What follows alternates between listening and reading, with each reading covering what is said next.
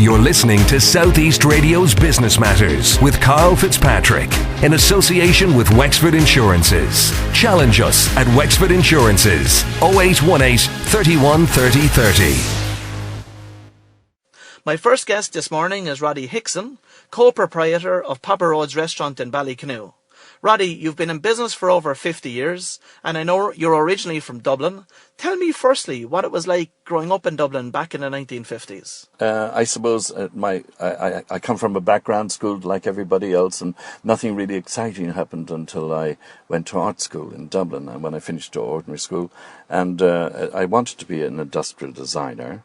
And sadly, there was no faculty in the school when I got in, because you went in those days, you went in with a portfolio. You didn't go in on points and exams.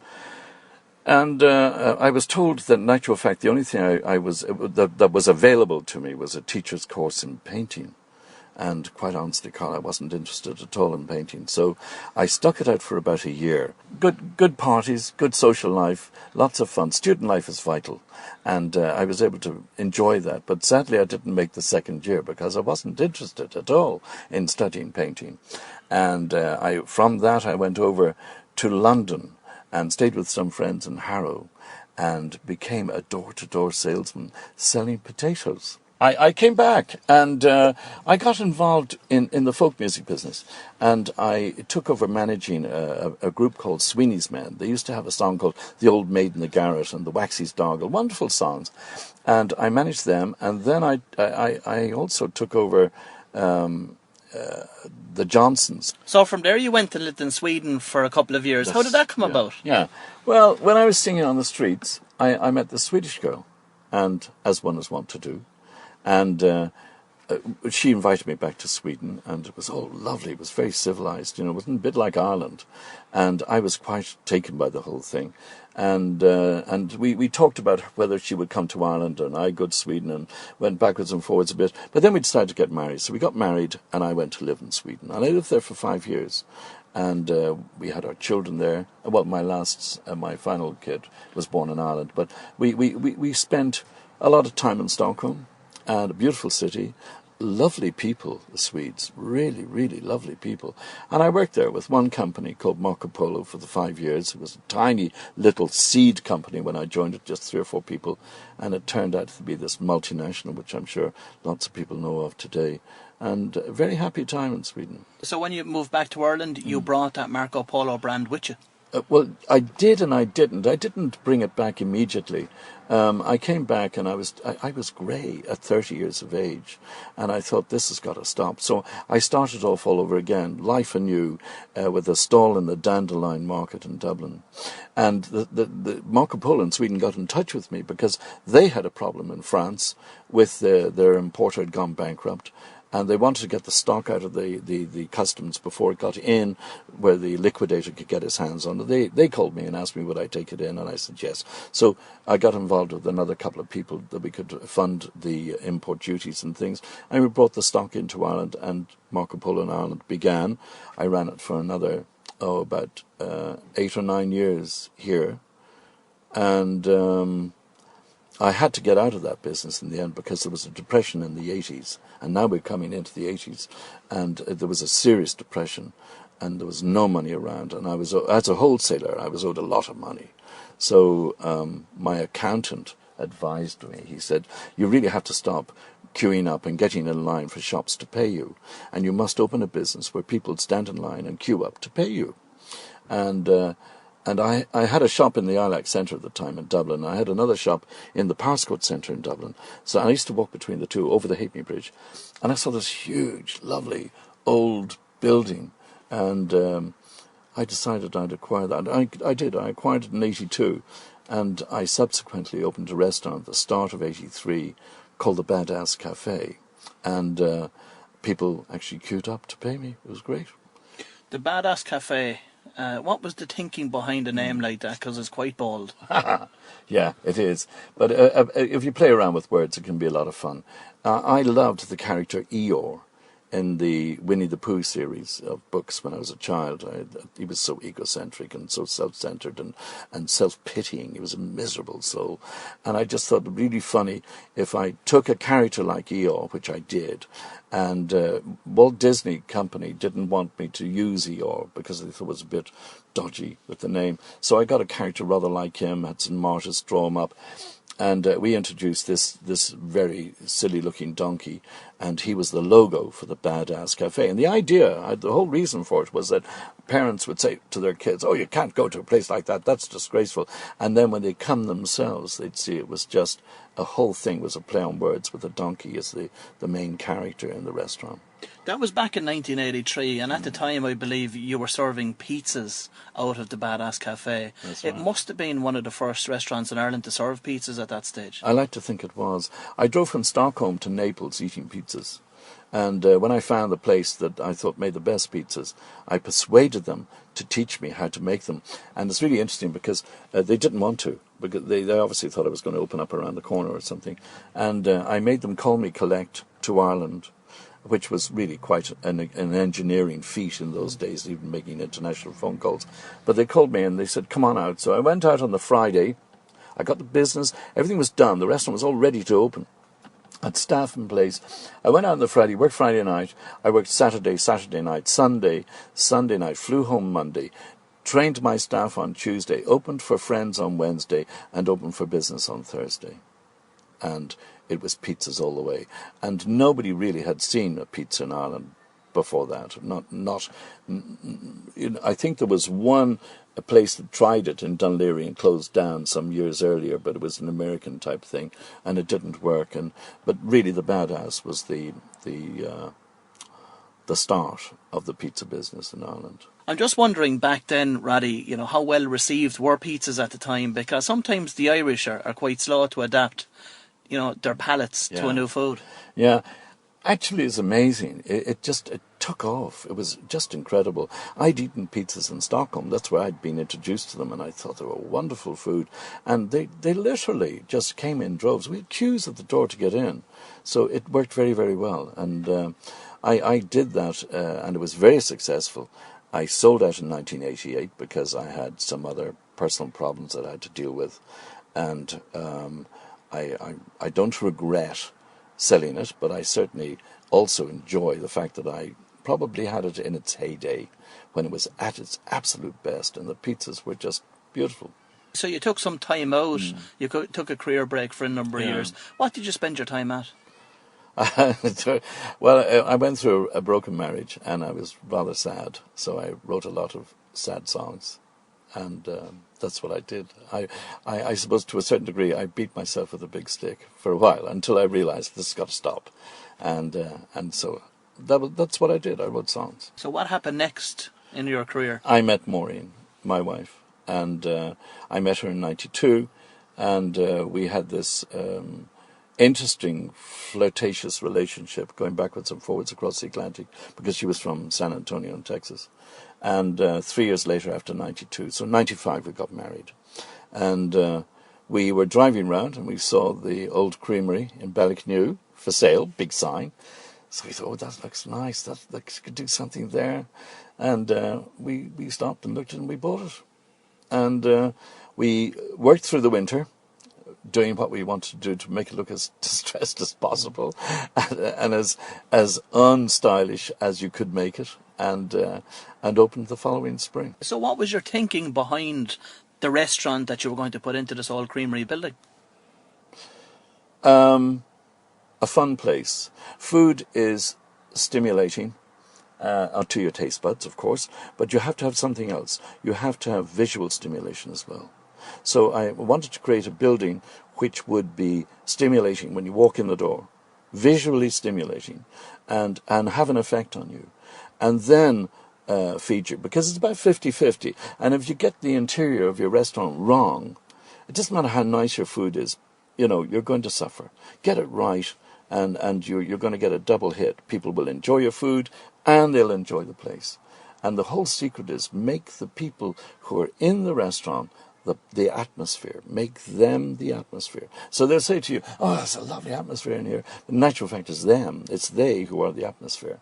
And they're enjoying themselves. And when people enjoy themselves, everything changes. It's lovely. It's great to see. Roddy, I'm interested in hearing thinking that went into the decor of the restaurant itself. Yeah, that's very interesting.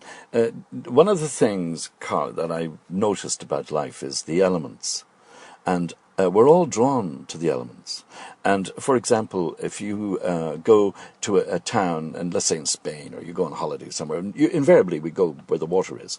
And if you're invited, or somebody says, let's go for a bite to eat, you automatically, I think, are drawn towards the water. Some people might go up laneways and side streets to restaurants, but invariably we're drawn to the water's edge. And we like to sit, preferably outdoors, and look out over the water and all these things. And when we got the building in Ballycanoe, there was no water. So we had to think of something very quickly. And what we came up with was the elements again. Let's have another element. What's another element? Fire.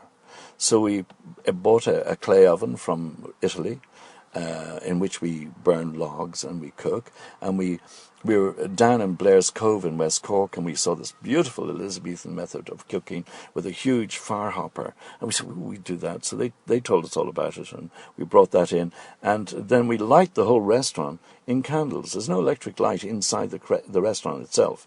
It's all candlelit. So there's fire everywhere, and people are drawn to it. And it has an amazing effect. Roddy, before the break, we discussed the importance of creating ambience within a restaurant, but ultimately, the food will be a key determinant of a restaurant's success. What were the key influencers for you in developing the menu for Papa Rhodes? That actually is quite interesting. Not being a chef, right, but only being an eater. I decided that, and this is the case of the Badass as well, it was because I loved pizzas that I brought pizzas to the Badass. So when we did the menu, we only did food that we enjoy eating. So we didn't enjoy it, we wouldn't put it on. So we had to think about all the meals we'd eaten in different places. And believe me, you do remember meals in different places. Sometimes you'll remember the whole instance, the whole thing that you go back and you'll say, do you remember? And some of the most memorable meals are some of the simplest things. I remember in London, I used to go to a little greasy spoon place and get fried egg sandwiches. Oh, they were glorious. They were just so good. So, and then in Stockholm, I remember a French man, had a little restaurant, and he used to make the fries, and he'd toss them in a tin basin. And I thought, ooh, that's very smart, that's very clever, because it gets the grease off, and it aerates the fry, and it does a whole lot of things. So it's experience of eating, and going around different countries, different places, eating the food, and we said, let's do this, let's do that, let's do the other thing. Even the napkins that we have on our table, they're tea towels. Glass cloths. And we were in Stockholm, and there was a restaurant that did it, and I thought, just that's so slick. Just a glass cloth folded up, knife and fork sitting on. And so everything we've done, we've seen somewhere or tasted somewhere, and we just brought it all together and dumped it into one building. I'm interested in having a quick chat to you about, the current economic crisis that the country is currently going through. You were in business throughout the 80s. How, for you, does this current climate compare to that?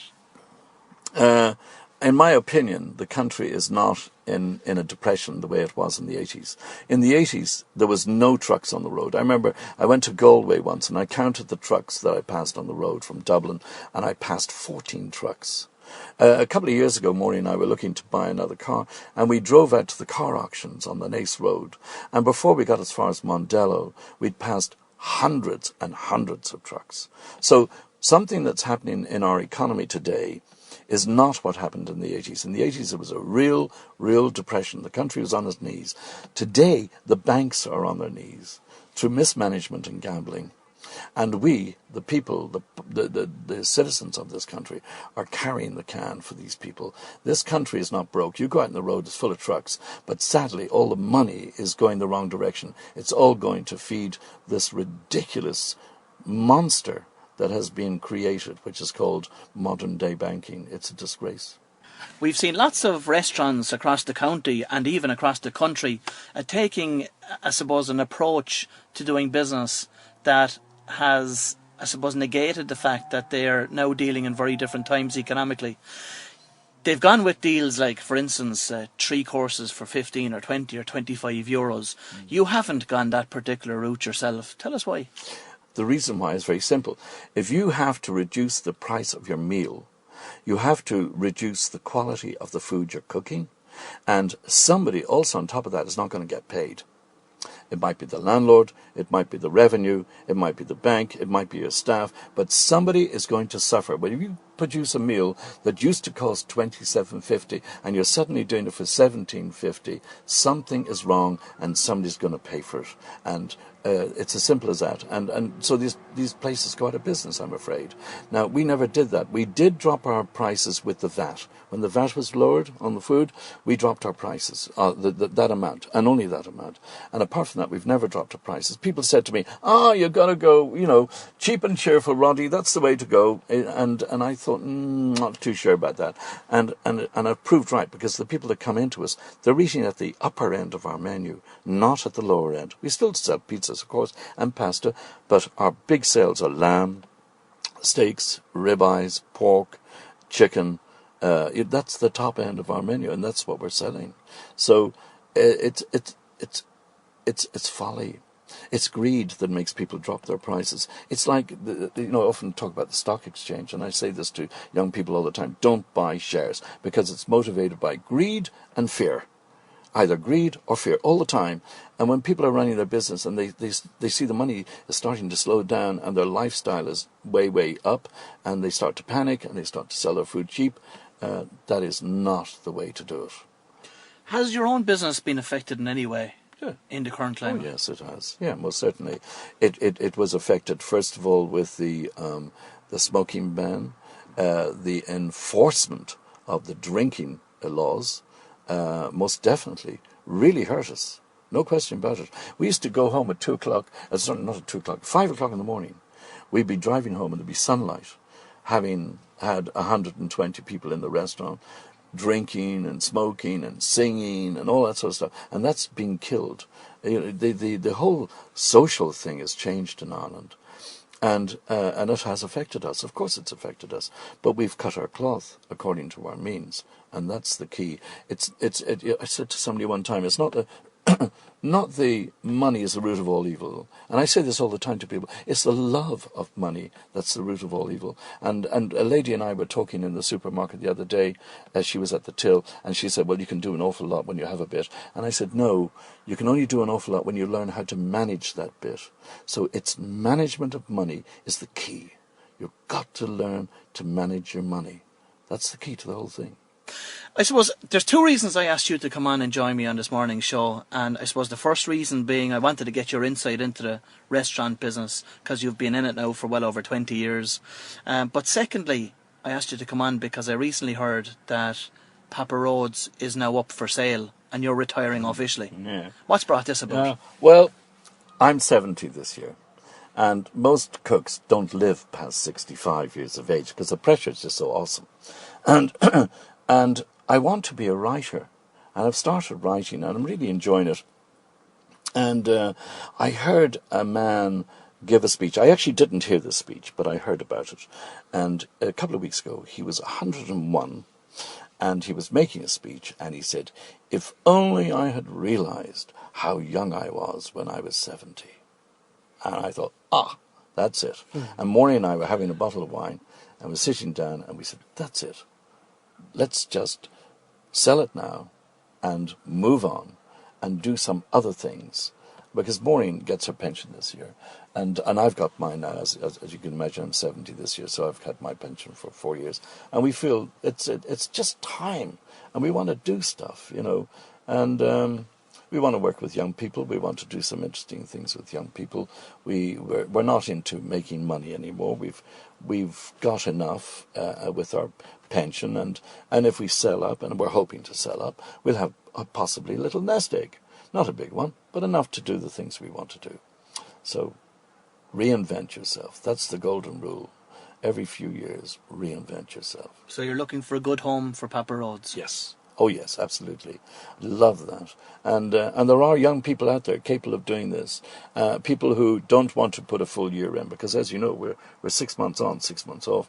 And lots of people like the idea of maybe travelling to the Far East and doing different things in the winter months. So it's a great opportunity. You mentioned there that the restaurant only opens 6 months a year. What's the thinking behind that? Don't ever be a busy fool. And the world is full of them. And I've learnt a long time ago, it's not worth it. So if I'm not making money on a certain day, I certainly won't open next week on the same day. And we found out in the first year very quickly that weekends were when you did the business, because people come down the coast to their mobile homes and all that sort of stuff on the weekends. So we said, right, we'll open Friday, Saturday and Sunday. And then when school's out, July and August, we open up. We used to do 7 days a week, July and August, but now we're doing 5 days a week in July and 7 days a week in August. And then we go back to 3 days a week in September, and then we close in October until the bank holiday.